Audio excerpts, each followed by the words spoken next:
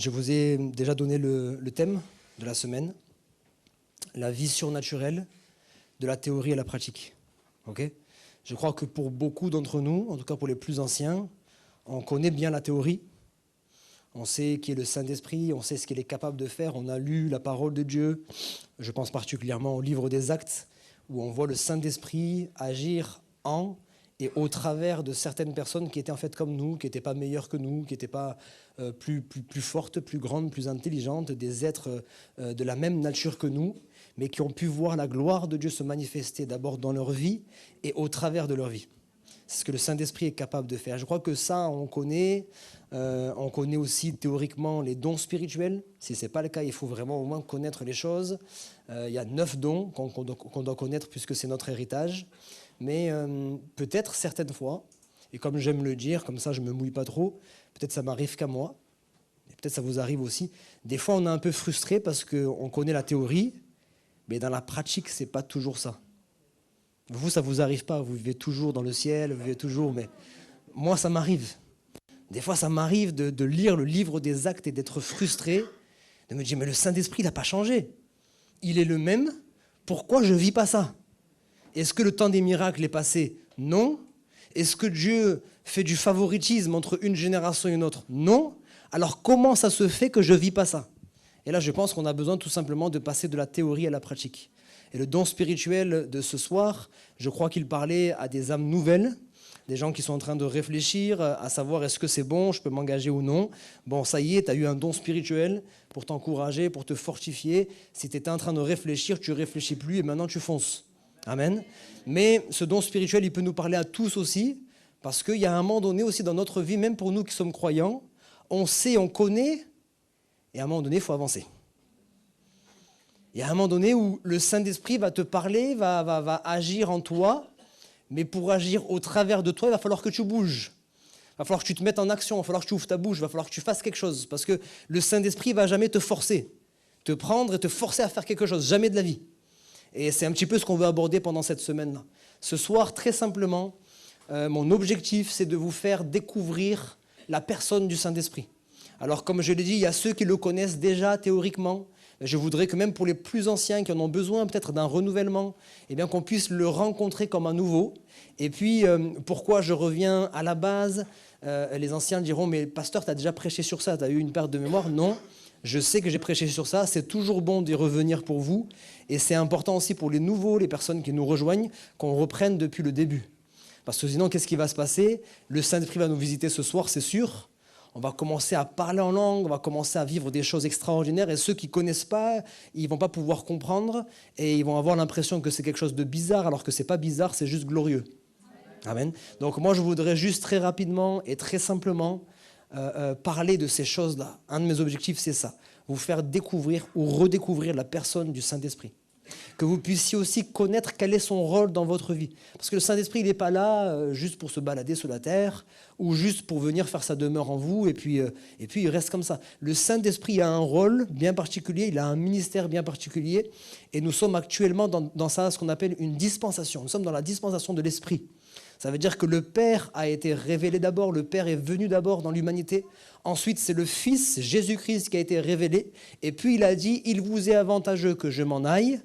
Ensuite, je vous enverrai le Saint-Esprit. En tout cas, je prierai le Père pour qu'il vous envoie le Saint-Esprit. Ok ?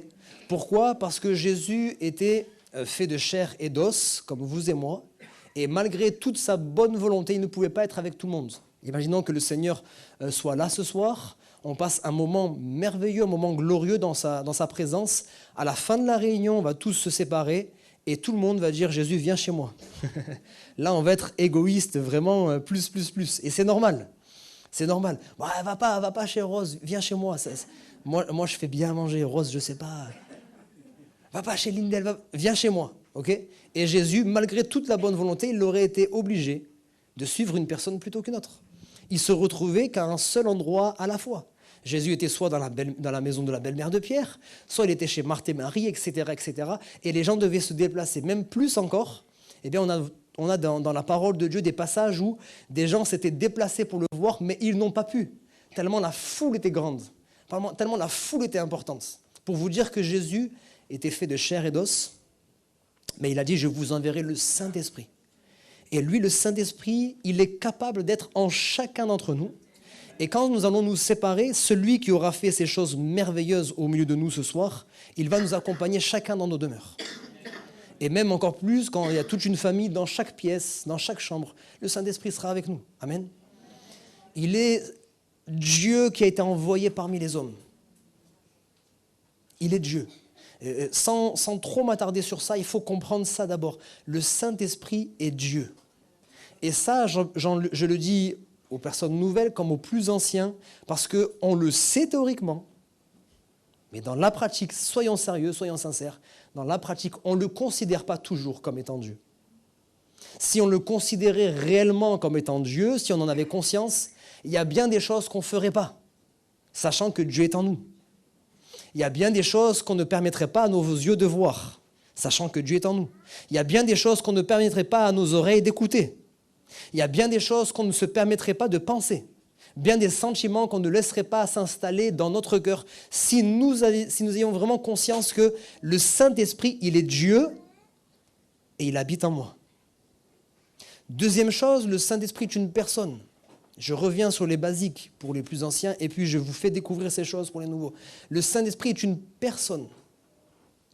Il n'est pas une force. Il n'est pas une chose. Il n'est pas une énergie. Il est une personne. Ça veut dire quoi? Ça veut dire qu'il a une volonté. Amen. Il est beau, Nicolas, mais vous me regardez moi pour l'instant. Oh. En plus, il y a sa femme qui est là. Vous êtes facilement... Restez avec moi. Le Saint-Esprit est une personne. Il a une volonté. Il faut savoir ça.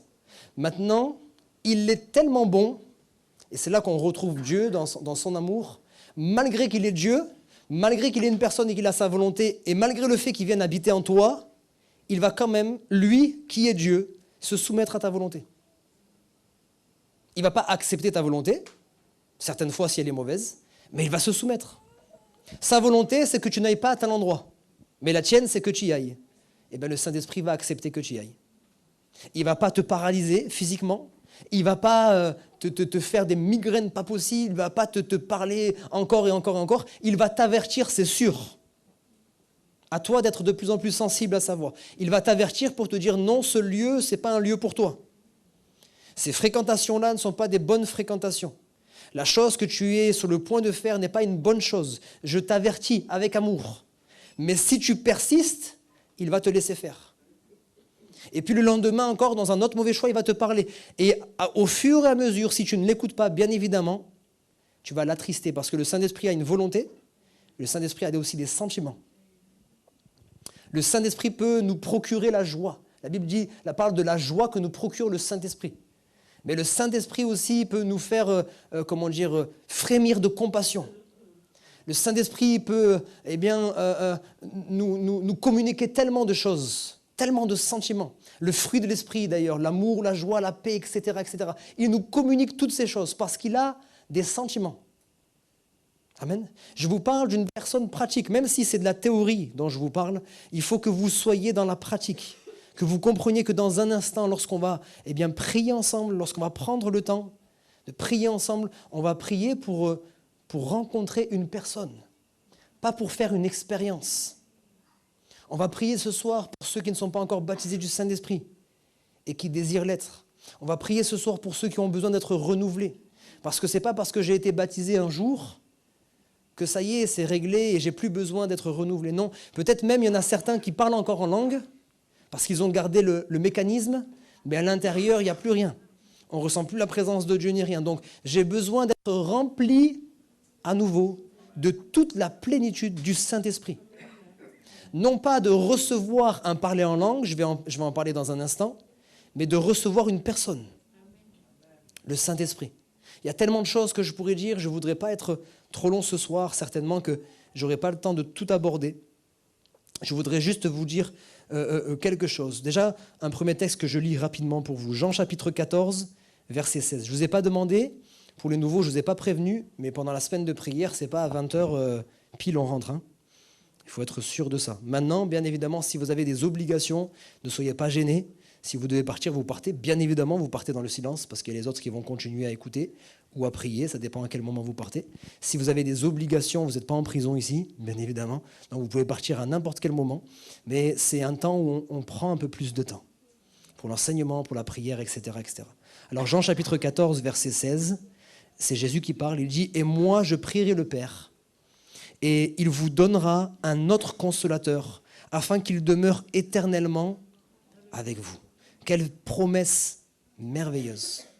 Quelle promesse merveilleuse. D'abord, une nouvelle extraordinaire, une bonne nouvelle, c'est que si tu désires recevoir le Saint-Esprit, si tu désires être baptisé du Saint-Esprit, tu ne demandes pas quelque chose que Dieu ne veut pas te donner. Tu n'es pas en train de prier en dehors de la volonté de Dieu. Tu n'as pas besoin de réclamer, puisque Dieu lui-même veut te le donner. Amen. Moi, j'ai toujours dit, souvent on se fatigue dans nos prières, pendant des semaines et des mois, parce qu'on prie pour des choses qui ne sont peut-être pas de la volonté de Dieu. Peut-être ce que tu demandes, même si ça te paraît bon, c'est peut-être pas du tout la volonté de Dieu. Et tu peux prier encore et encore et encore et encore. Dieu pourra peut-être te donner à un moment donné, mais ça peut traîner. Mais quand tu pries, parce que tu es connecté avec le Seigneur, parce que le Saint-Esprit inspire tes prières, quand tu pries, inspiré par le Saint-Esprit, et tu pries parce que c'est ce que Dieu veut te donner, et au moment où Dieu veut te donner, je peux t'assurer que tu n'as pas besoin de transpirer, tu n'as pas besoin de prier pendant des heures, tu n'as pas besoin de chercher tes paroles, ça vient simplement. Tu demandes quelque chose que Dieu est déjà en train de te proposer. Et là, c'est tellement simple. Et c'est ce que ce verset nous dit. Jésus lui-même, il dit « Je prierai le Père ». Là où toi, tu es en train de prier pour recevoir le Saint-Esprit, Jésus a dit « Moi, je prierai le Père pour qu'il t'envoie le Saint-Esprit. » Amen. C'est-à-dire, vous êtes deux à prier, c'est les deux meilleures prières. Ta volonté à toi, c'est ce qui est le plus important parce que c'est le libre arbitre. Et puis Jésus-Christ qui prie lui-même pour toi. Et le Père qui veut donner ces choses-là. Parce qu'il l'avait déjà prévu, c'était déjà prévu. Amen. Nous sommes dans ce temps-là, de cette dispensation-là où j'ai dit que, selon le prophète Joël, Dieu répandrait de son esprit sur toute chair. Pas seulement sur les vieillards, pas seulement sur les jeunes, pas seulement sur telle ethnie ou sur telle autre ethnie, pas seulement sur telle communauté ou telle autre communauté, mais sur toute chair, tous ceux qui le désirent, sincèrement. Je prierai le Père et il vous enverra un autre consolateur. Alors je ne vais pas rentrer dans tous les termes techniques, mais c'est quand même important aussi de savoir ces choses-là. Quand vous allez commencer à lire la Bible, il ne suffira plus de lire. À un moment donné aussi, il faut étudier la parole. Okay ? Étudier la parole, on n'a pas besoin d'avoir un bac plus 2, un bac plus 5 ou quoi que ce soit. On a besoin d'avoir encore une fois un cœur sincère, d'avoir justement le Saint-Esprit qui vient pour nous aider et la parole de Dieu. Maintenant, il y a des outils en plus qui viennent pour nous aider. Et dans ces outils, il y a ce qu'on appelle le strong qui nous permet d'avoir la racine du mot à l'origine. Okay ? Et quand vous lisez un autre consolateur, le terme autre pour nous, on n'a qu'un seul mot, autre. Mais en réalité, il est traduit par 3 mots. Okay ? Je ne vais pas faire tout un cours de grec, ce n'est pas le but, mais juste pour que vous compreniez ce que Jésus a voulu dire à ce moment-là. Quand on parle des autres, il y a 3 possibilités de dire autre. Il y a par exemple tel animal et un reptile, ok ? Tel autre animal et un félin, ok ? Donc c'est autre carrément différent. Un reptile et un félin n'a rien à voir, ok ? Maintenant, on peut dire le serpent, c'est un reptile, mais un autre reptile, c'est un lézard, par exemple. C'est un autre similaire, mais ce n'est pas la même chose, vous me suivez ? Mais le terme qui est employé là dans ce passage, c'est le 3e terme. Un autre qui veut dire identique. Le même. C'est comme si on faisait un clone, ou si on faisait, il y a 2 plats là, mais c'est les mêmes plats. Ils sont différents, ils sont à côté l'un de l'autre, mais c'est les mêmes. Il y a les mêmes ingrédients, le même temps de cuisson, etc., etc. C'est exactement les mêmes. Okay ? Alors Jésus il dit, je vais prier pour qu'on envoie un autre consolateur. Un autre par rapport à qui ? Par rapport à lui-même Jésus. Parce que ses disciples à ce moment-là étaient complètement abattus. On a passé des moments tellement merveilleux dans ta présence, Seigneur. On a vu des aveugles voir, on a vu des boiteux marcher, on a vu des vies complètement transformées, on a vu des miracles extraordinaires, on t'a vu marcher sur les eaux, etc., etc. Et là maintenant tu nous dis que tu nous quittes. C'est pas possible. C'est pas possible, on a besoin de toi encore une fois. C'est pas terminé, on a encore besoin de toi. Et Jésus dit, je vous enverrai un autre moi. Mais celui-ci, il sera avec chacun d'entre vous. Amen. Il sera avec vous, il vous accompagnera. Voilà pourquoi Jésus a pu dire, je serai avec vous tous les jours. Lui-même, Jésus, vous savez où il est, hein ? Il est à la droite de Dieu. Mais c'est par son esprit qu'il nous fait cette promesse. Quand il dit là où 2 ou 3 sont assemblés en mon nom, je suis au milieu d'eux, là encore une fois, c'est par son esprit qu'il est au milieu de nous. Amen. C'est la promesse qu'il fait. Il nous a fait la promesse d'une autre personne. Pas juste d'une puissance ou d'une force, mais d'une autre personne. Amen. Et c'est ce que nous devons serrer dans notre cœur. J'avance rapidement. La deuxième chose aussi que je voudrais voir avec vous, c'est que le Saint-Esprit, il est venu pour vous libérer.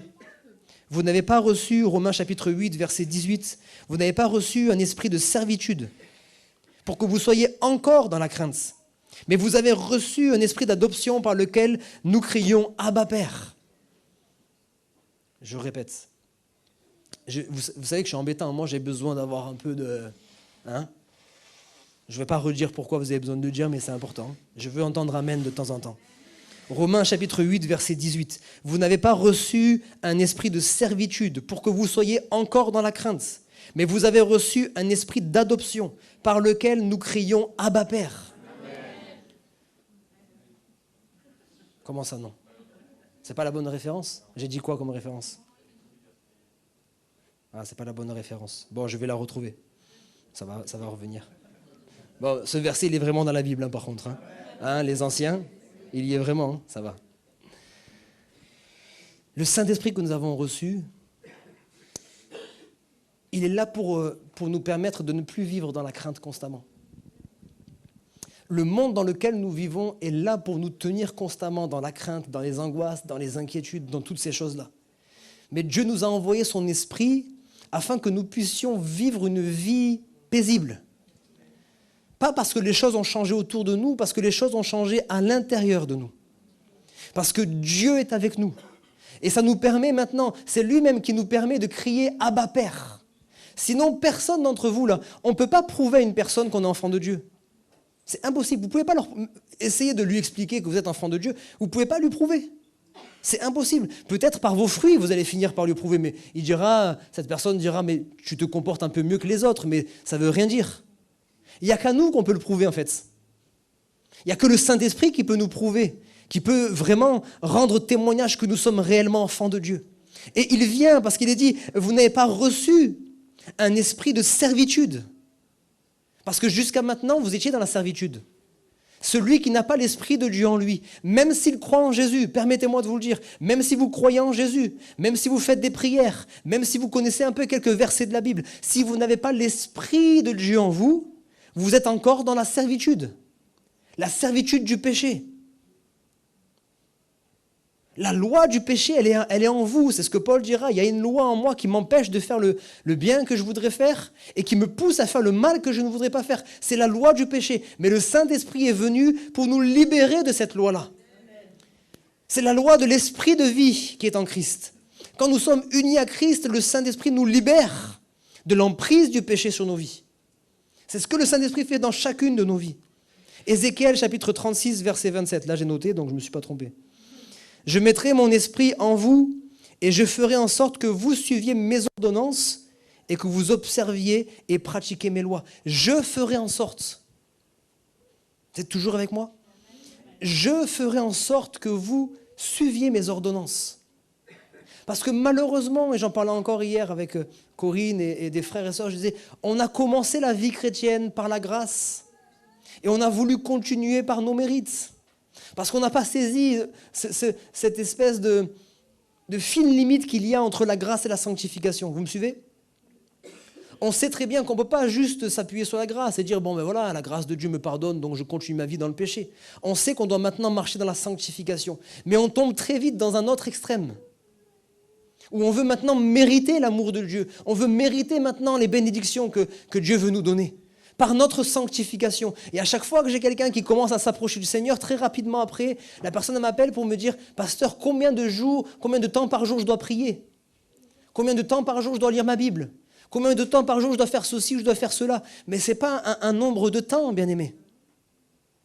Parce que si tu commences à faire ça, là, c'est que, sans le vouloir, tu es tombé dans un piège.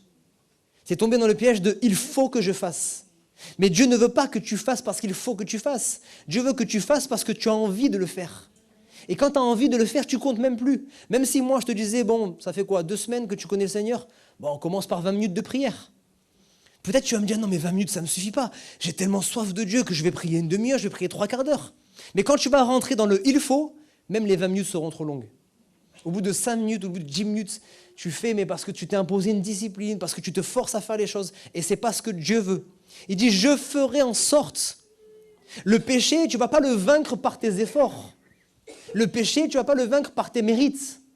Parce que si tu n'as pas réussi à le faire avant ton baptême, ce n'est pas ton baptême qui va te permettre d'être délivré du péché. Ce n'est pas l'eau dans laquelle tu as été plongé, on revient toujours sur ces choses-là. C'est parce qu'au travers du baptême, en fait, c'est parce que tu es né de nouveau. Et quand tu es né de nouveau, le Saint-Esprit de Dieu vient habiter en toi. Et c'est lui qui fait en sorte que tu as le pouvoir maintenant de vivre une vie nouvelle. Il te libère de ton ancienne vie. Il te fait vivre une vie nouvelle.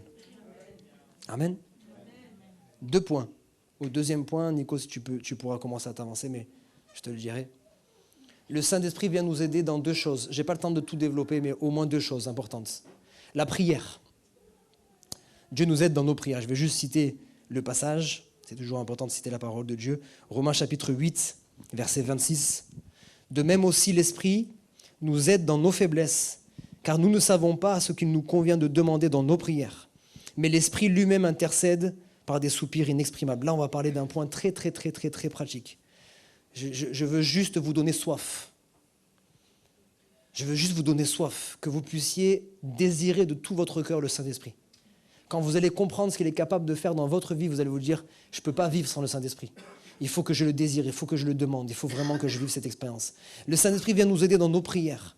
J'ai cité quelques petites choses là que j'ai pu vivre personnellement. Alors cette semaine, je vais donner des témoignages personnels, parce que je veux être pratique. Bien évidemment, vous l'avez compris, si je donne des témoignages personnels, ce n'est pas pour parler de moi. C'est pour parler de ce que le Saint-Esprit est capable de faire au travers d'une personne.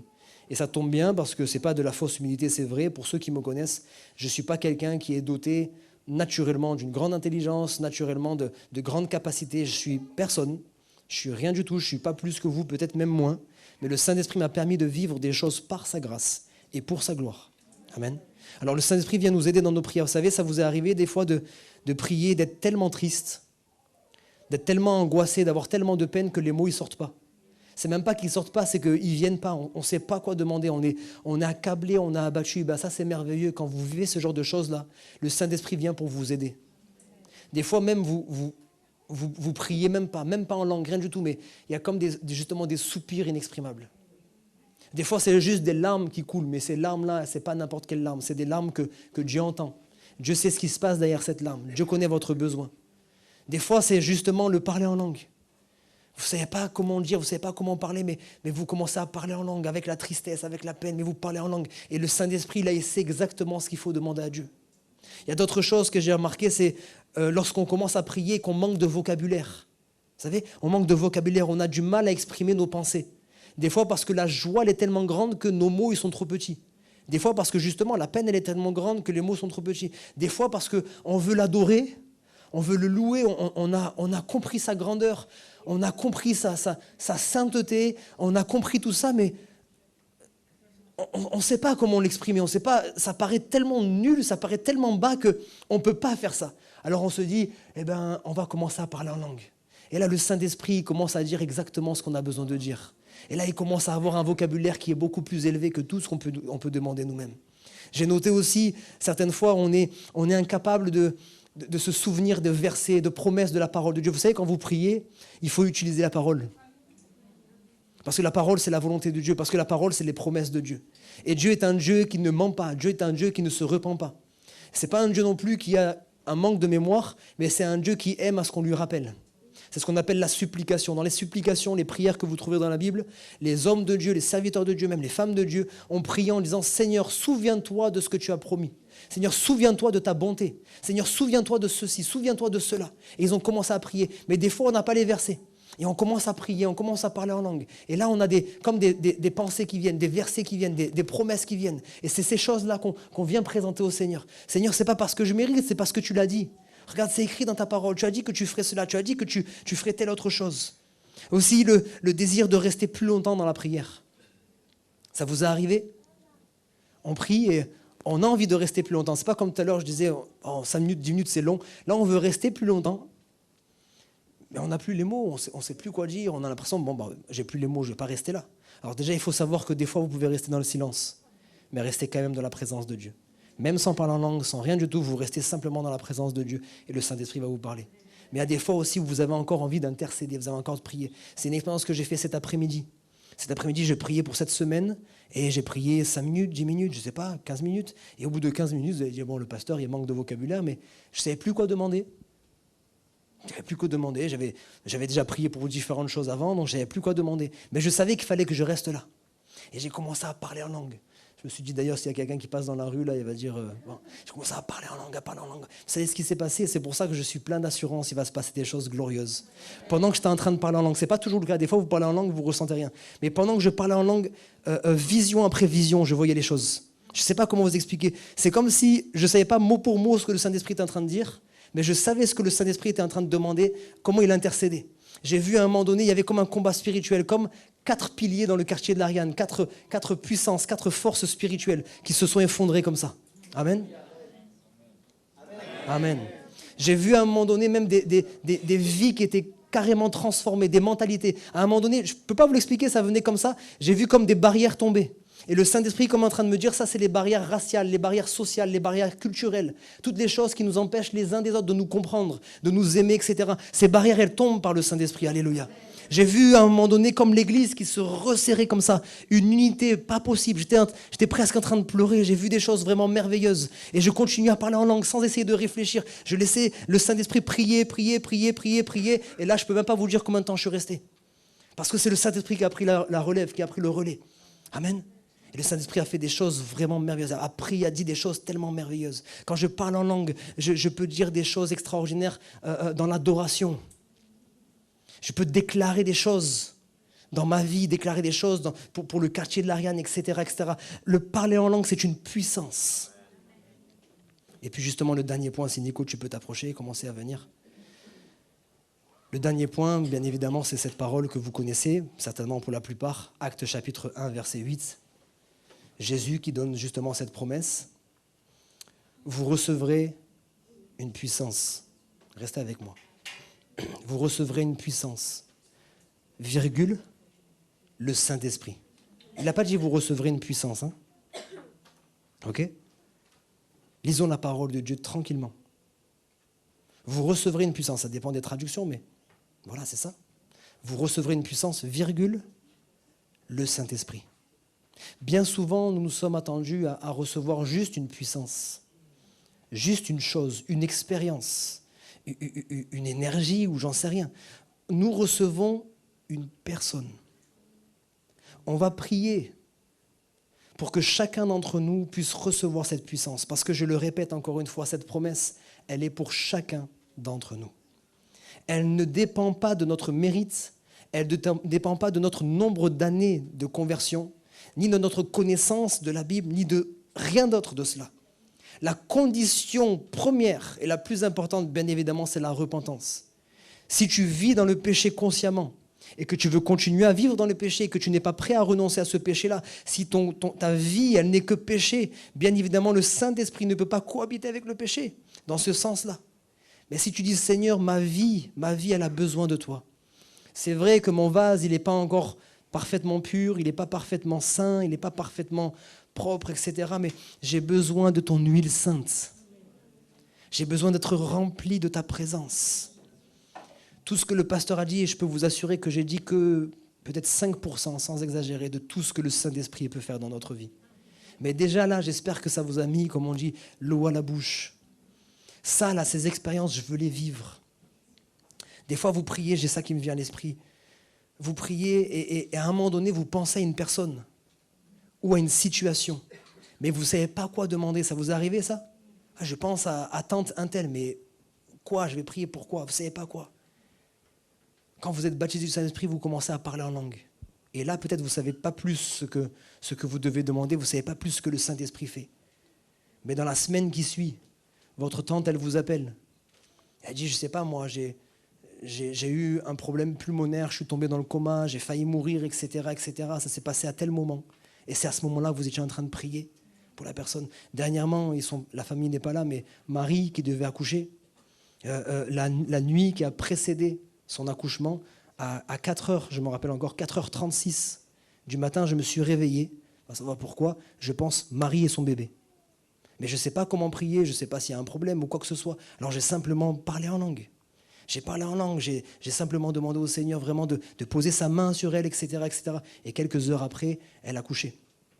Amen. Vous voyez, des fois, il y a des choses comme ça. Peut-être je ne saurais jamais pourquoi j'ai parlé en langue. C'était peut-être juste un accouchement, mais peut-être qu'il y avait une opposition, peut-être qu'il y avait un combat, peut-être qu'il y avait un danger. Et parce que j'ai juste été sensible, c'est le Saint-Esprit qui a fait, mais le Saint-Esprit a permis que je combatte pour que cet accouchement se passe de la meilleure des manières. Amen. Vous recevrez une puissance, le Saint-Esprit survenant sur vous. Et je ne veux pas qu'on recherche le parler en langue. Ne recherchez pas le parler en langue parce que c'est à cause de ça que vous bloquez. Le parler en langue, ça nous met la crainte.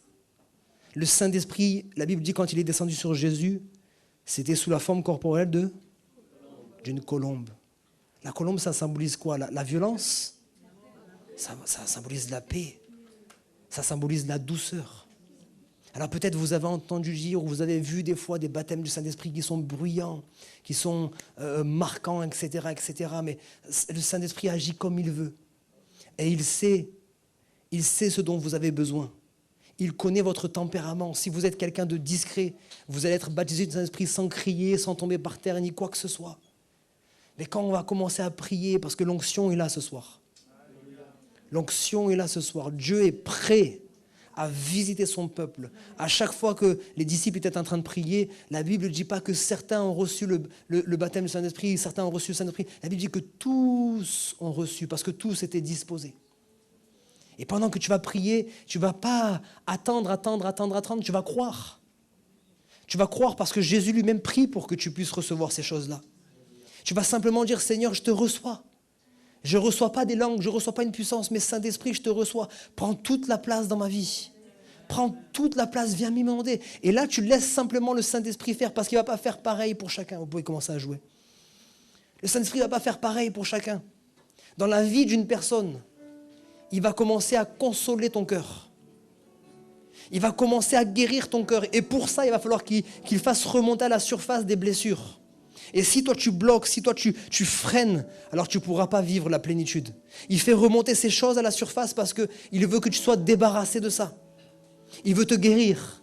Pour quelqu'un d'autre, tu vas commencer simplement à demander pardon pour ton péché. Il y a des choses en particulier qui vont venir à ton esprit, des choses dont tu as honte, et tu vas simplement demander pardon. Et pendant que tu vas demander pardon, Dieu va te remplir de sa présence.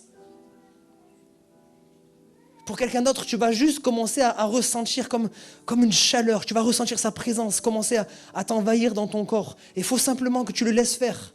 Le but, c'est juste de dire, Saint-Esprit, je te fais confiance. Je n'ai pas peur de toi. Je n'ai pas peur de tes œuvres. Je sais que tu es là pour mon bien. J'ai aucune crainte à avoir. J'ai aucune crainte à avoir. Je veux juste te laisser la place. Est-ce qu'on peut baisser nos têtes, fermer nos yeux un instant? On veut simplement l'inviter. Saint-Esprit, viens dans ma vie et viens régner. Viens régner, viens régner, viens régner. Viens prendre toute la place. Et pendant que tu vas prier comme ça, le Saint-Esprit va te parler. Il est vivant. Il est vivant et il parle. Il va te parler, il va te dire, j'entends ta prière. Tu veux que je prenne toute la place, mais il y a ça dans ta vie. Et petit à petit, quand il va te montrer les choses, sans que tu sois dans le raisonnement, dans la crainte, tu vas abandonner les choses que Dieu te montre. Et dire, Seigneur, remplis mon être entier. Et c'est au moment où tu vas dire, remplis mon être entier, c'est sûr. Tu vas commencer à sentir des langues. Tu vas commencer à entendre des sons, des voix, des syllabes. Il y a quelque chose qui va venir sans que tu forces, sans que tu cherches. Ça va venir comme ça, juste parce que tu recherches le Saint-Esprit. Et tu vas juste ouvrir ta bouche. Tu vas juste laisser couler ces choses-là. Et pendant que tu vas laisser couler ces mots, ces voix, ces sons, eh bien le Saint-Esprit va te remplir, te remplir, te remplir, te remplir, te remplir. Et ta vie, elle va déborder. C'est ce que le Seigneur va faire ce soir. Amen.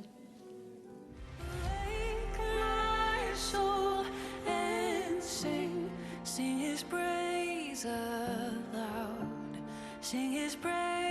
aloud.